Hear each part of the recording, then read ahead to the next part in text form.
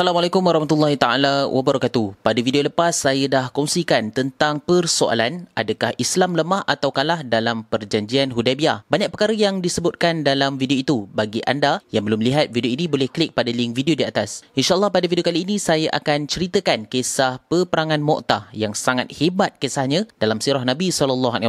Jom kita ambil tahu bersama-sama.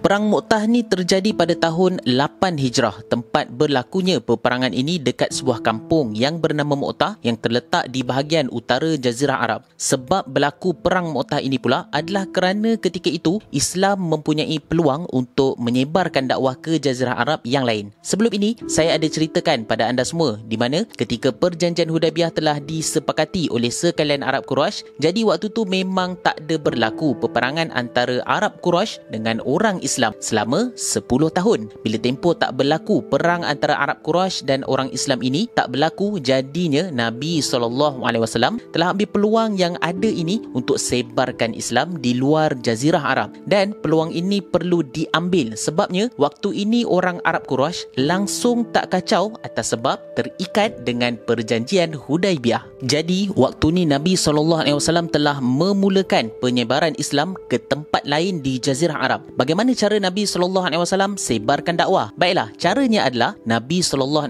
telah hantar utusan yang membawa surat kepada raja-raja dan pemimpin di sekitar Jazirah Arab. Dalam surat itu, Nabi SAW telah tulis dan menyeru supaya mereka faham tentang agama Islam. Nabi SAW juga ada terangkan tentang dasar dan prinsip Islam di dalam isi kandungan surat tersebut. Dalam kisah perang Mu'tah ni, Nabi SAW telah hantar utusan yang bernama Al-Haris Ibnu Umar Al-Azdi kepada Bani Ghassan. Dan kalau anda semua nak tahu, Bani Ghassan ini dapat payungan keselamatan dari kerajaan Romawi waktu itu. Bila sampai je utusan Nabi SAW kepada Bani Ghassan ni, ditakdirkan oleh Allah SWT, utusan Nabi ini telah dibunuh oleh pemerintah Bani Ghassan. Bukan setakat kena bunuh saja, bahkan Bani Ghassan ni memperlekeh dan mengejek Nabi SAW. Jadi agaknya, apa yang Islam perlu buat? Tak ada cara lain melainkan apa yang dilakukan oleh Bani Ghassan ini perlu dibalas dengan cara sepatutnya. Akibat dari perbuatan Bani Ghassan ini, jadinya Nabi SAW terus kirim satu pasukan tentera Islam yang berjumlah 3,000 orang di bawah pimpinan Zaid bin Harisah ke Mu'tah. Macam biasa, bila Bani Ghassan ni dapat tahu je tentera Islam datang nak berperang, terus Bani Ghassan ni bagi tahu kat sekutu dia dari bangsa Romawi untuk join perang melawan Islam. Makna katanya di sini,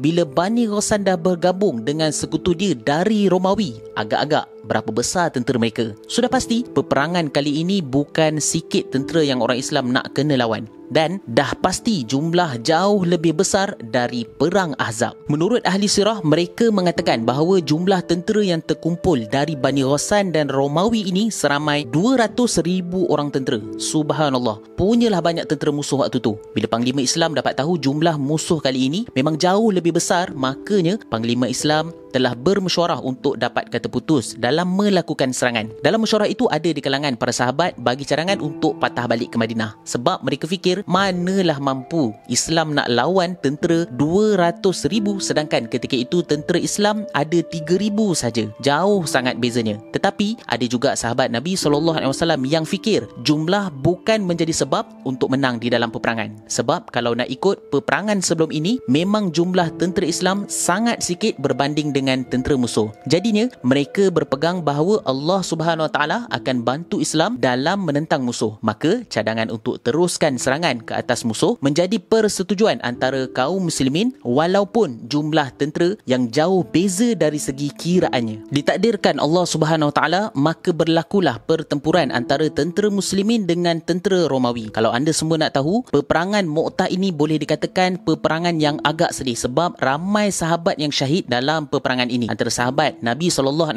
yang syahid dalam perang ini adalah Abdullah bin Rawahah. Abdullah ni adalah pemegang panji peperangan. Bila mana beliau syahid, waktu tu panji ini disambut oleh Saidina Ja'far bin Abi Talib. Waktu Ja'far pegang panji pun sama juga. Ja'far juga syahid sebab serangan yang bertali arus dari tentera Romawi yang besar jumlahnya. Dalam keadaan tentera Islam yang agak tertekan dengan serangan dari Romawi ini, maka waktu inilah hadirnya seorang sahabat Nabi SAW yang bernama Khalid Al-Walid yang terus sambut panji-panji dari Ja'far bin Abi Talib yang dah gugur syahid. Waktu tu Khalid Al-Walid tengok memang banyak dah tentera Islam yang terkorban. Jadi Jadinya Khalid Al-Walid telah buat keputusan untuk mengundurkan tentera Islam sementara. Taktikal pengunduran tentera ini bukan kerana nak lari dari peperangan, tetapi Khalid Al-Walid ada cara tersendiri untuk menang dalam peperangan ini. Waktu tentera Islam mundur, maka waktu itulah Khalid Al-Walid telah naikkan debu-debu di kalangan tentera berkuda di tapak peperangan dengan setinggi-tingginya. Ketika itu memang tentera Rom kejar tentera Islam dari belakang, tetapi apabila diorang nampak je debu-debu yang tinggi, terus mereka tak jadi serang orang Islam. Bahkan mereka terus undur, sama sebab mereka fikir ada bantuan tentera yang besar dari pihak muslimin yang akan serang Rom ini. Atas taktikal yang dilakukan oleh Khalid Al-Walid, maka berjayalah Islam undurkan tentera musuh dari melakukan serangan bertali arus. Dan setelah berakhirnya peperangan Mu'tah ini, maka ketika itu umat Islam dapat maklum bahawa bukan sekadar Arab Quraisy sahaja yang menjadi musuh di dalam penyebaran Islam. Bahkan di belah utara Jazirah Arab juga ada satu musuh yang lebih besar bilangannya yang perlu disebarkan dakwah supaya mereka kembali ke jalan ataupun pangkuan yang sebenar. Begitulah kisah peperangan Mu'tah yang boleh dijadikan kisah pemula kepada tersebarnya Islam di luar Jazirah Arab.